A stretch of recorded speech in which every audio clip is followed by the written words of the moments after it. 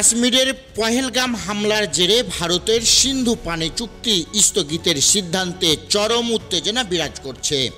এর প্রেক্ষিতে পাকিস্তান পিপলস পার্টির চেয়ারম্যান বিলাওয়াল ভুট্টো জারদারি কড়া প্রতিক্রিয়া জানিয়েছেন। তিনি বলেন, সিন্ধুতে হয় পানি বইবে, না হয় ভারতীয়দের রক্ত। শুক্রবার ইসলামাবাদে অনুষ্ঠিত এক সমাবেশে বিলাওয়াল বলেন, সিন্ধু নদী পাকিস্তানের অধিকার এবং ভারত এই নদী থেকে পানি সরিয়ে নেওয়ার চেষ্টা করলে তার ফল হবে ভয়াবহ। তিনি বলেন, ভারত সিন্ধু নদী ডাকাতি করতে চাইছে, কিন্তু সিন্ধু সভ্যতার প্রকৃত উত্তরাধিকারীরা পাকিস্তানে বাস করে, ভারতে নয়।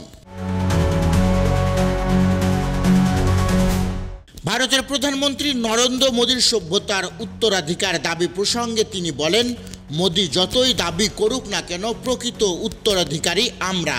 সিন্ধু সভ্যতার নিদর্শন মহেঞ্জোদারো, যা পাকিস্তানের লারকানায় অবস্থিত।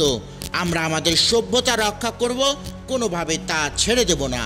সমাবেশ থেকে পাকিস্তানের রাজনৈতিক দলগুলোকে জাতীয় ঐক্যের আহ্বান জানিয়ে তিনি বলেন, ভারতের উস্কানিমূলক বক্তব্য এবং যুদ্ধের হুমকির মুখে একসাথে থেকে পাকিস্তানের স্বার্থ রক্ষা করতে হবে। বিলাওয়াল আরও বলেন, 4টি প্রদেশের ঐক্য এখন সময়ের দাবি। সিন্ধুর পানি রক্ষা আমাদের জাতীয় দায়িত্ব। বিশ্ববাসীকে আমরা জানিয়ে দিতে চাই, সিন্ধু নদী ডাকাতি আমরা কখনোই মেনে নেব না। তিনি সতর্কতা বার্তা দিয়ে বলেন, মোদী পাকিস্তান ও সিন্ধু নদীর হাজার বছরের সম্পর্ক ছিন্ন করতে পারবে না। পাকিস্তানের জনগণ ও আন্তর্জাতিক সম্প্রদায় ভারতের যুদ্ধমুখী মনোভাব ও পানির ওপর হামলা কোনোভাবেই সহ্য করবে না।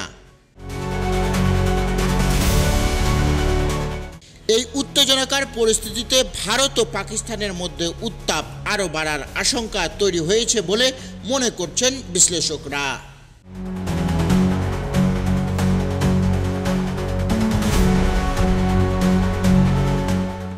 Desk report for the Times.